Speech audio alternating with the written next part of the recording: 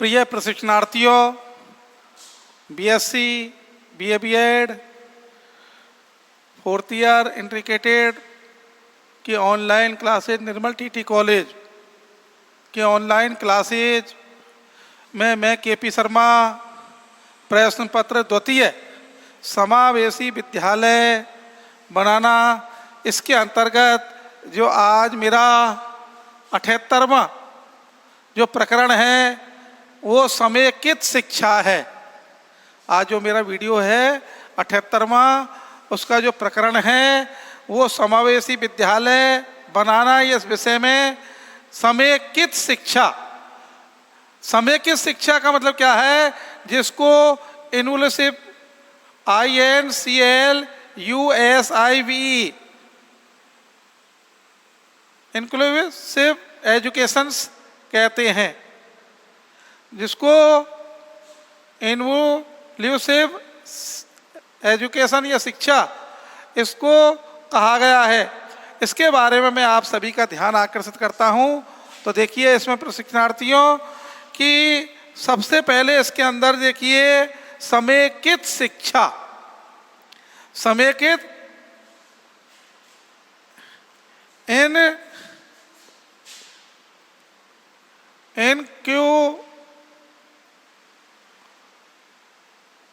Inclusive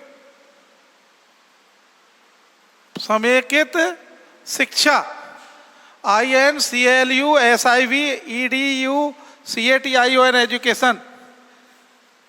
इसको देखिए प्रशिक्षणार्थियों, ये उन बालकों के लिए हैं जो डिसेबिलिटी के रूप में जाने जाते हैं। वो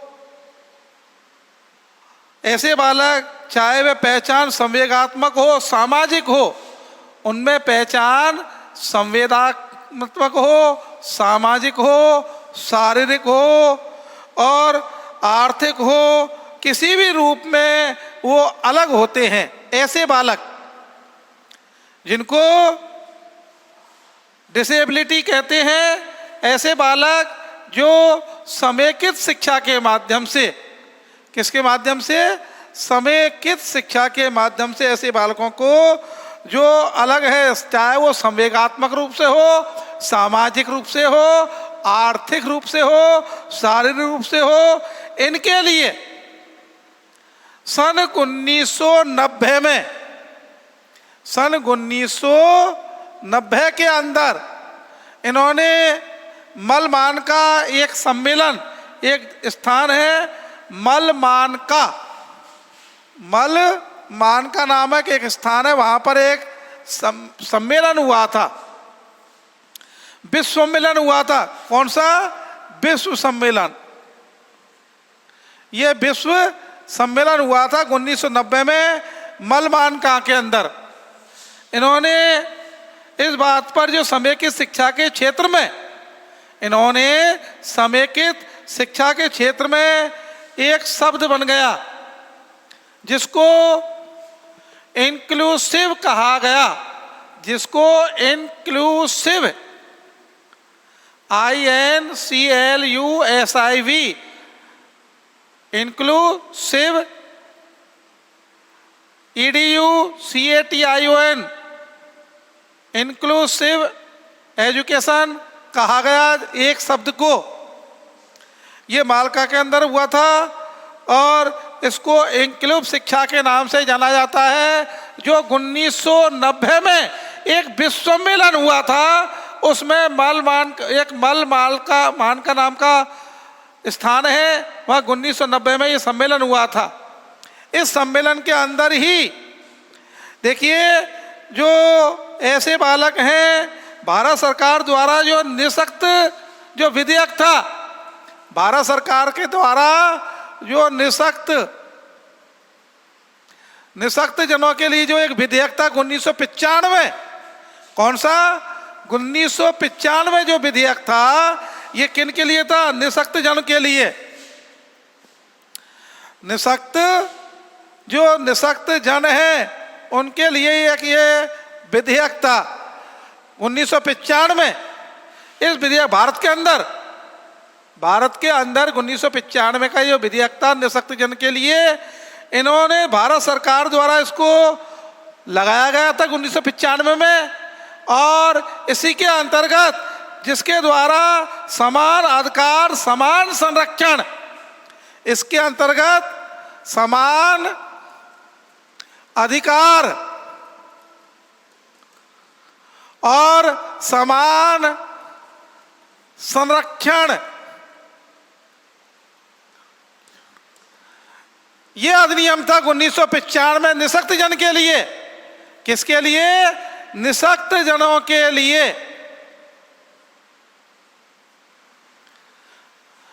उन्नीस में ये भारत सरकार ने, किसमें? ये भारत में था।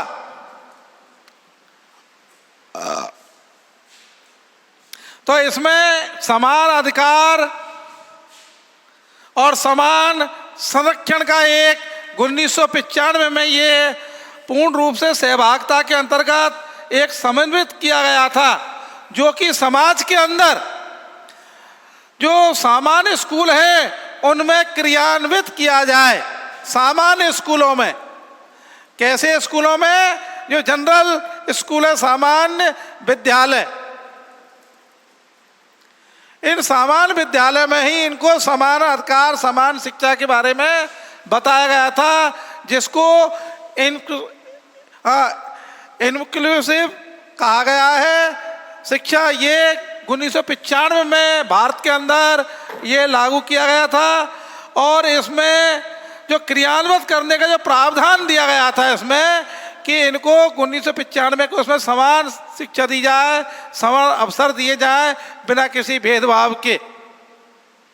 लेकिन राष्ट्रीय पाठचर्या, इसकी एक रूपरेखा बनी थी, ये बनी थी 2003 में। राष्ट्रीय पाठचर्या की एक रूपरेखा बनी थी, ये सन 2003 में भारत के अंदर ही, और इन्होंने इसके लिए मानव युग के अधिकार ने इसको जो मुख्य धारा में विशेष आवश्यकता वाले जो बच्चे हैं उनके लिए शिक्षा प्रदान करने की एक प्रक्रिया के रूप में माना गया था। और फिर 2005 में तो ये रूपरेखा, और 3 में इसको ये माना गया था। तो शिक्षा में जो मानव युग के अधिकार हैं, शिक्षा में जो मानक युग के जो अधिकार हैं, इन अधिकारों के 2003 में इनको माना गया था। इसकी रूपरेखा यहाँ बनी थी, 2005 में ही इसको लागू कर दिया गया था। इसके बाद में देखिए, इसी में के अंतर्गत जो आते हैं, इसका जो विस्तार हुआ, इसका प्रकाश डाला, इसे एक महत्वपूर्ण राष्ट्रीय आवश्यकता के रूप में जाने लगा। एक महत्वपूर्ण राष्ट्रीय आवश्यकता के रूप में इसको पहचाने जाने लगा, माना जाने लगा।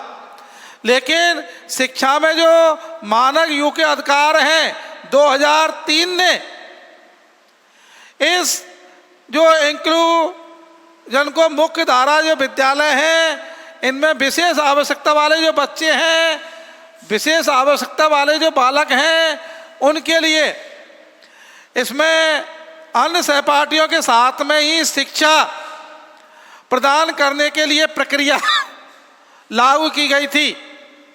जो अन्य बालक हैं, समान बालक हैं, उन्हीं के साथ में इनको शिक्षा देने की एक प्रक्रिया लागू की गई थी। ये भारत के अंदर जो सामान्य विद्यालय हैं, उन्हीं के अंतर्गत मुख्य धारा में इनको लाने के लिए जो विशेष विद्यालय हैं, उन विद्यालयों में इसको क्रियान्वित करने के लिए इसको लागू किया गया था। और इसमें जो सामान्य विद्यालय हैं, उन विद्यालयों के साथ में ही इनको इस प्रकार से इनको लागू किया गया था। समान अधिकार समान संरक्षण, सामान्य विद्यालय में ही, बिना किसी भेदभाव के। इसमें किसी भी प्रकार का कोई भी भेदभाव नहीं होना चाहिए। ये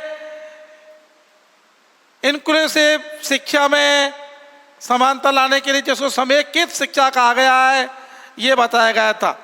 इसके बाद में देखिए, इसको राष्ट्रीय लेवल पर इसको राष्ट्रीय लेवल पर वेंडर वर्क और फील्थम और सिनलट और टीथल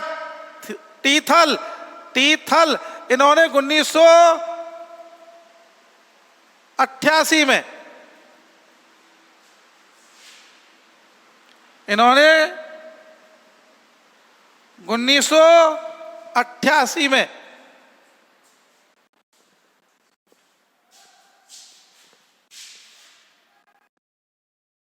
इसको 1988 में वेंडर वर्क और फील्थम सिनलट और टीथल इन्होंने 1988 में इन्होंने एक शब्दों के माध्यम से सभी ने मिलकर के शब्दों में बताया कि समेकित शिक्षा में सभी बालक, इन्होंने सभी ने मिलकर के ये बताया था कि समेकित शिक्षा में सभी बालक एक साथ एक कक्षा में एक कौशल में सब एक साथ सीखते हैं और बालक एक साथ पढ़ता है और एक साथ में ही बड़ा होता है और एक दूसरे का आदर करते हुए, वही बालक एक दूसरे का आदर करते हुए व्यक्तिगत विभिन्नताओं से वो आगे बढ़ता है, व्यक्तिगत विभिन्नताओं से आगे बढ़ता है।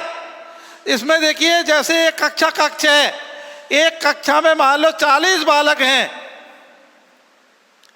कक्षा तो एक है और बालक उसमें 40 हैं। अब 40 बालक में 20 बालक तो ऐसे हैं जो फर्स्ट डिवीजन, 10 बालक ऐसे हैं जो सेकंड डिवीजन, उसके बाद में 5 बालक ऐसे हैं जो थर्ड डिवीजन और 2 बालक ऐसे हैं जो एक तरह के सप्लीमेंट्री और 3 बालक ऐसे हैं जो फेल। कक्षा एक ही है, कक्षा एक है, लेकिन इनकी विभिन्नताएं अलग अलग हैं, इनकी रुचि, इनकी शारीरिक मानसिक ये सभी अलग हैं, इसलिए इनमें समानता नहीं है। देखिए दोबारा इसको समझो, जैसे वेंडर वर्क, फील्थम, सिनलट और टीथल ये विद्वान हैं, ये विद्वान है। इन्होंने 1988 में इन्होंने अपने शब्दों में बताया इनके अनुसार कि समेकित शिक्षा में सभी बालक, कौन सी शिक्षा में? समेकित शिक्षा में, जिसको इंक्लूसिव एजुकेशन कहा गया है, में सभी बालक एक कक्षा में एक कौशल में सब एक साथ सीखते हैं, बालक एक साथ पढ़ता है और आगे बढ़ता है, बड़ा होता है और एक दूसरे का आदर करता है, सम्मान करता है और व्यक्तिगत विभिन्नता से आगे बढ़ता है। किससे आगे बढ़ता है? व्यक्तिगत विभिन्नता से। अब व्यक्तिगत विभिन्नता क्या है? देखिए हर बालक में उनका उद्देश्य तो एक ही है, कक्षा एक है, लेकिन फिर भी उनमें अंतर आया है, समानता नहीं है। क्यों नहीं है? क्योंकि उनकी शारीरिक, मानसिक, आर्थिक कई कारणों से उनमें विभिन्नता है। बुद्धि लब्धि उनकी समान नहीं है, उनकी बुद्धि लब्धि समान नहीं है, इसलिए कई कारणों से उसमें भिन्नता है। उदाहरण के लिए एक कक्षा है, मान लो जिसमें 40 बालक हैं, कक्षा जैसे एक कक्षा है, कक्षा मान लो एक उदाहरण के लिए 10वीं, अब इसमें 40 बालक हैं। अब 40 बालक में 20 तो first division, 10 second division, 5 third division, 2 supplementary, 3 fail. इसका कारण क्या है? कक्षा एक है, समय की शिक्षा में सभी बालकों को कक्षा में एक साथ एक कौशल से पढ़ाया जा रहा है और एक साथ सीखते हैं, समय एक साथ है, सभी एक साथ हैं, लेकिन फिर भी वो बालक क्या करता है?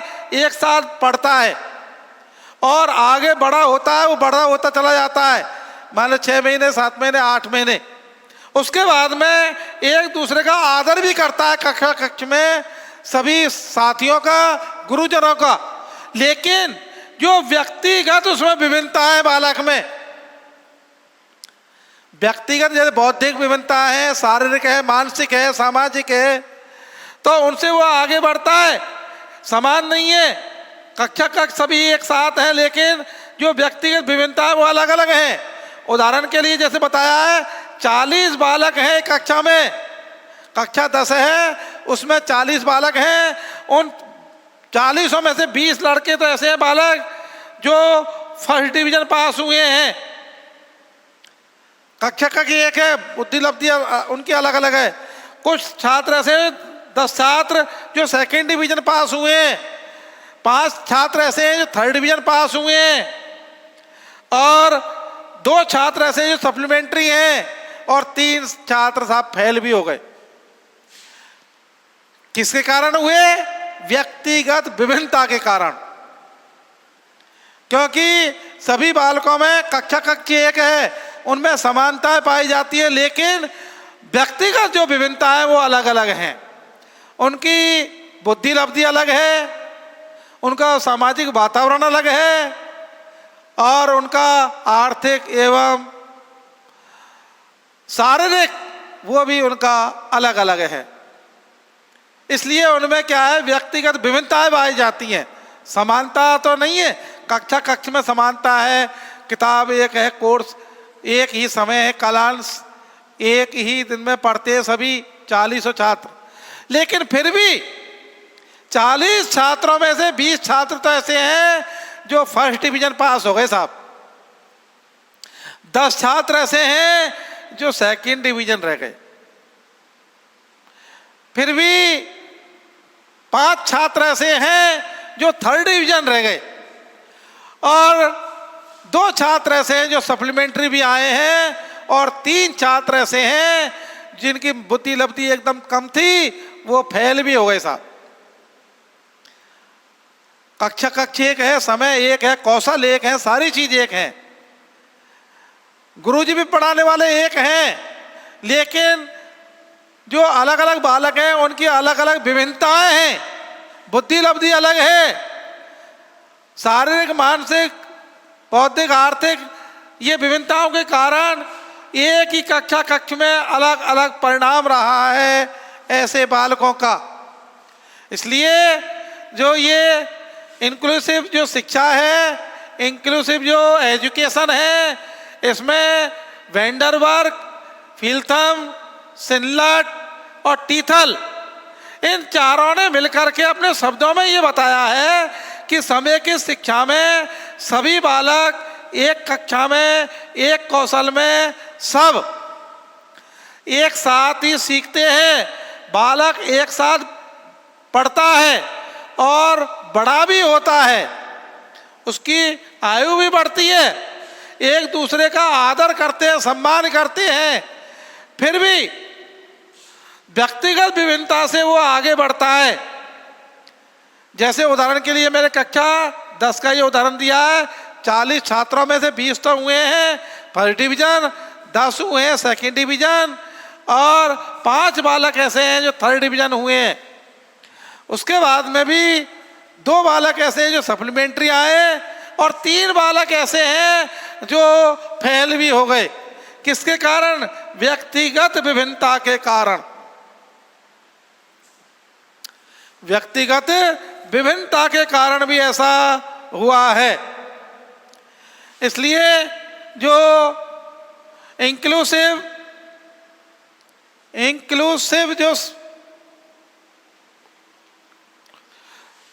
जो शिक्षा है, शिक्षकों के लिए भी लाभदायक होती है। शिक्षकों के लिए भी ये क्या है? लाभदायक। मान लो अगर 2 सेक्शन है, कोई 2 में उनको मेहनत करनी पड़ेगी, 1 सेक्शन है तो 1 सेक्शन में ही उन छात्रों को एक साथ पढ़ाया जाएगा। इसलिए समय की जो शिक्षा है, जो इंक्लूसिव जो एजुकेशन है, इसमें शिक्षकों को भी फायदा है, इसमें शिक्षकों के लिए भी फायदा है इसमें। अब इसके बाद में देखिए जो इंक्लूसिव शिक्षा सामाजिक, इसका दृष्टिकोण क्या है। इसका जो सामाजिक जो दृष्टिकोण है इसके बारे में भी मैं आपको ले चलता हूँ कि जो इंक्लूसिव एजुकेशन है इसका सामाजिक वो क्या है, इसमें प्रावधान। तो देखिए ये 1990 के अनुसार, किसके अनुसार, 1990 के अनुसार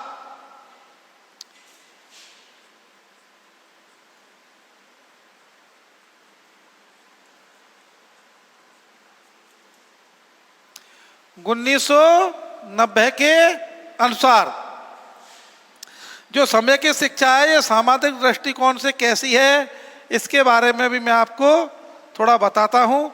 लेकिन इससे पहले इसकी जानकारी पूर्ण होना बहुत जरूरी है कि समय की शिक्षा में क्या है।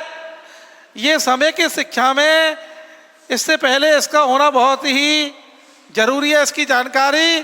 तो देखिए मैंने आपको शुरू में जो मल मान का जो स्थान है 1990 में यह विश्व सम्मेलन हुआ था। क्या हुआ था, विश्व सम्मेलन। लेकिन भारत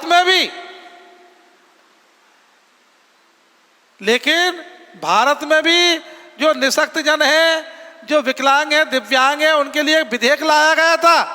ये 1995 में लाया गया था ये विधेयक।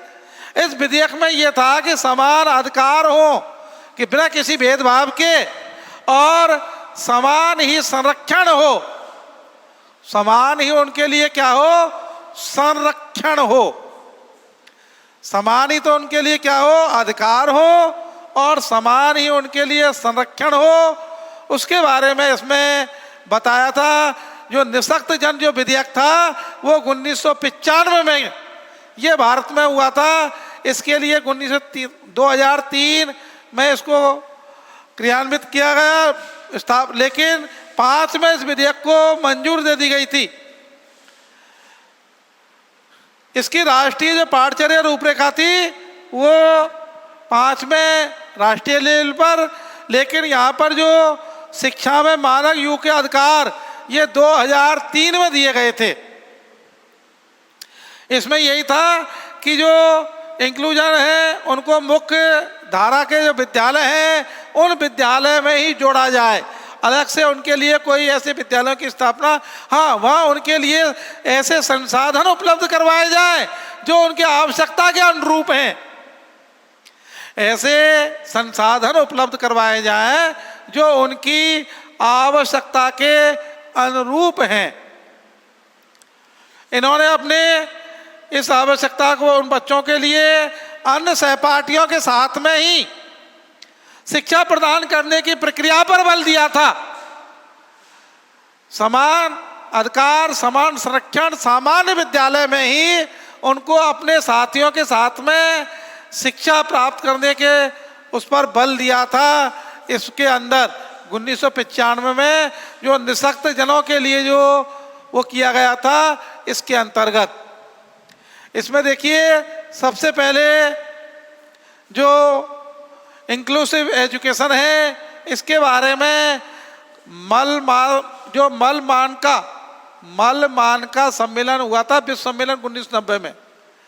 इस सम्मेलन में ये कई ऐसे वो लाए गए थे प्रावधान कि जो निःशक्त जन हैं, दिव्यांग हैं, उनको एक साथ, जिससे कि उनमें हीन भावना जागृत न हो, और समान बालकों के साथ में ही उनको समान शिक्षा दी जाए बिना किसी भेदभाव के।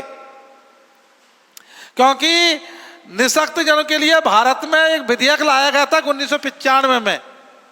भारत के अंदर निःशक्त जनों के लिए एक विधेयक 1995 लाया गया था, जिसका उद्देश्य था समान अधिकार, समान संरक्षण, और सामान्य विद्यालयों में ही इनको अध्ययन करवाया जाए बिना किसी भेदभाव के।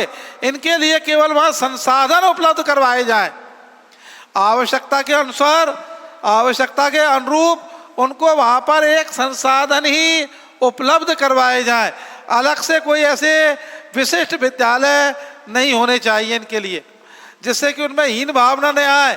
समान शिक्षा, समान अवसर, समान लोगों बालकों के लिए, निःशक्तजन हो चाहे कैसे विशिष्ट हो, मंदबुद्धि हो, उनकी आवश्यकता के अनुसार उनके लिए वहाँ पर वो रख दिए जाएं, आवश्यकता के अनुसार उनको संसाधन उपलब्ध करवाए जाएं बिना किसी भेदभाव के। इसके बाद में देखिए जो 2003 में उसकी स्थापना और 2005 में इसको लागू किया गया था, लेकिन जो इंक्लूसिव एजुकेशन है इसके बारे में जो कई विद्वान हैं इन्होंने अपने अपने एक विचार रखे हैं। जैसे कि यहाँ पर जो विचार रखे हैं वो ये रखे हैं कि 1988 में जो कक्षा में सभी बालक हैं उन बालकों के एक साथ एक कौशल के साथ सब कुछ सीखते हैं और बालक एक दूसरे के साथ बड़ा होता है, एक दूसरे के साथ में आदर करते हुए और व्यक्तिगत विभिन्नता के साथ में वो आगे बढ़ता है। अध्ययनकर्ताओं ने ये भी बताया है, जैसे 4 अध्ययनकर्ता हैं ये, इनके बारे में मैंने आपको बताया 1988 में कि इन्होंने समेकित शिक्षा में सभी बालकों के लिए एक कक्षा में एक कौशल में और सब एक साथ सीखते हैं, बालक एक साथ पढ़ता है और बड़ा होता है और एक दूसरे का आदर करते हुए व्यक्तिगत विभिन्नता के कारण वो आगे बढ़ता है।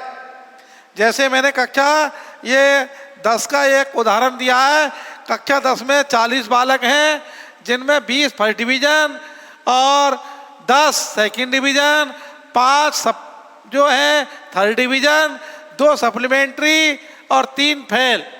इसका एक कारण ये रहा है क्योंकि हर बालक में व्यक्तिगत विभिन्नताएं पाई जाती हैं, चाहे वो शारीरिक रूप से हो, मानसिक रूप से हो, बौद्धिक रूप से हो और बुद्धि लब्धि उनकी अलग अलग है, इस कारण उनका परीक्षा परिणाम भी अलग अलग है।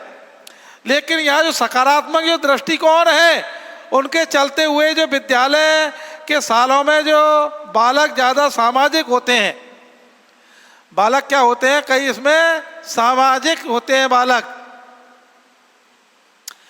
इसलिए बालक बहुत सी ऐसी कुशलताएं सीख जाते हैं जिनको जो इंक्लूसिव कक्षाएं वो निःशक्तजनों के वे अवसर प्रदान करती है। जो इंक्लूसिव शिक्षा है एजुकेशन वो निःशक्तजनों के लिए ऐसे अवसर, चांस, मौके प्रदान करती है जिसके द्वारा कि उन्हें सामान्य बालकों के साथ में ही ऐसे बालकों को सामान्य बालकों के साथ में ही अंतःक्रिया करने के लिए प्रेरित करती है। अंतःक्रिया का मतलब होता है आपस में एक दूसरे से बातचीत करना, आपस में एक दूसरे से समझना, आपस में एक दूसरे का सम्मान करना, आपस में एक दूसरे की भावनाओं का ध्यान रखते हुए एक दूसरे का सीखना ही आपस में क्या है, अंतःक्रिया है। आपस में दोनों इसमें सक्रिय रहते हैं, आमने सामने वाले, ये अंतःक्रिया के द्वारा। ऐसे बालकों के लिए जो अंतःक्रिया है वो प्रेरित करती है, लेकिन जो इंक्लूसिव जो शिक्षा है, एजुकेशन है, वो शिक्षकों के लिए भी लाभदायक है। शिक्षकों के लिए लाभदायक इसलिए है कि एक बार ही शिक्षक को मेहनत करनी पड़ती है। अगर मान लो एक सामान्य बालक है, एक निःशक्तजन बालक है, अलग अलग कक्षाएं हैं तो अलग अलग उसको अध्ययन कराना होता है और फर्स्ट बार में जो उसके विचार हैं, शिक्षक के जो उद्गार हैं वो अच्छे निकलते हैं, सेकंड बार में तो इतना नहीं कर पाते। लेकिन वो भी छात्र हैं जो ऐसे उद्गार निःशक्तजनों के लिए वो मान लो सामान्य बालकों के साथ में पढ़ेंगे तो उनको लाभ हो जाएगा, और सामान्य बालकों के साथ में नहीं पढ़े अलग से उनको तो वो लाभ नहीं हो पाएगा जो शुरू में हुआ था। इसलिए ऐसे बालकों के लिए ये बहुत जरूरी है, ऐसे बालकों के लिए ये बहुत जरूरी है। इसलिए जो ऐसे जो विद्वान हैं, जो खोजकर्ता हैं, उन्होंने वेंडरबार्ग, फील्थम, सिनलट और टीथल इन 1988 में जो इंक्लूसिव शिक्षा है इसके बारे में अपने विचार रखे थे। इनके शब्दों में कि समय की शिक्षा में सभी बालक एक साथ कक्षा में, एक ही कौशल में, एक ही समय में, एक ही कालांश में, एक ही विद्यालय में एक ही साथ सीखते हैं। बालक एक साथ बढ़ता है, एक साथ में ही पढ़ता है, वो अलग अलग नहीं पढ़ते, एक साथ में, और बड़ा भी होता है। जब बालक प्रवेश लेता है तब, और 6 महीने बाद में तो 5 साल 6 महीने का हो गया, मान लो 5 साल का प्रवेश लिया तो 5 साल 6 महीने का हो गया, 5.5 साल का। तो बालक एक साथ पढ़ता है और बड़ा होता है, और एक दूसरे का आदर करते हुए, सम्मान करते हुए, और व्यक्तिगत विभिन्नताओं से आगे बढ़ता है। और आगे बढ़ने, क्योंकि विभिन्नताएं व्यक्ति में अलग अलग पाई जाती है, चाहे वो सामाजिक हो, मानसिक हो, बौद्धिक हो, आर्थिक हो, किसी भी प्रकार की विभिन्नताएं हो सकती हैं, लेकिन वो विभिन्नताएं अलग अलग हैं। इसीलिए जो अध्ययन करता है, इनों का सकारात्मक दृष्टिकोण होता है। जो अध्ययन करता है, इन अध्ययनकर्ताओं का दृष्टिकोण कैसा होता है? सकारात्मक, नकारात्मक नहीं, सकारात्मक, अच्छी सोच। इसीलिए ही तो दृष्टिकोण के चलते जो विद्यालय हैं के सालों में बालक ज्यादा सामाजिक हो जाते हैं। सकारात्मक दृष्टिकोण से बालक के जो विद्यालय है उनमें बालक कैसे हो जाते हैं? सामाजिक हो जाते हैं, सोशल वर्कर, सोशल, और बालक बहुत सारी कुशलताएं सीख जाते हैं। बालक कई स्किल्स, उनके माध्यम से, विधियों के माध्यम से वो कई कुशलताएं सीख जाते हैं बालक। और जो समय की शिक्षा है वो निःशक्त जनों के लिए, समेकित जो शिक्षा है वो निःशक्त जनों के लिए ऐसा अवसर प्रदान करती है कि जो उन्हें सामान्य बालकों के साथ में अंतःक्रिया करने के अवसर देती है। सामान्य बालक और निःशक्त जन बालक जब साथ साथ बैठ करके अंतःक्रिया करते हैं, ऐसा अवसर देती है समय की शिक्षा, और उनके लिए प्रेरित करती है कि आगे बढ़ने के लिए जो सामान्य बालक आगे बढ़ रहे हैं, उसी प्रकार से जो निःशक्त जन हैं वो भी आगे बढ़ें। और जो इंग्लिश एजुकेशन है, इसमें शिक्षकों के लिए भी लाभदायक है। ये किसके लिए लाभदायक है? शिक्षकों के लिए भी ये बहुत ही लाभदायक है, क्योंकि शिक्षकों को एक बार में ही अंत्यक्रिया के द्वारा ही उनमें आपस में ऐसे विचार विमर्श किए जाते हैं जिससे कि उनको अधिक से अधिक लाभ होता है। तो प्रिय प्रशिक्षणार्थियों, मैंने आपको ये वेंडरवर्क, फील्थम, सिनलट, टीथल 1988 के शब्दों में ये बताया है। इसके बारे में जो अगला समय को इसमें ध्यान रखते हुए मैं इसको यहीं विराम देता हूँ। आप सभी के लिए धन्यवाद।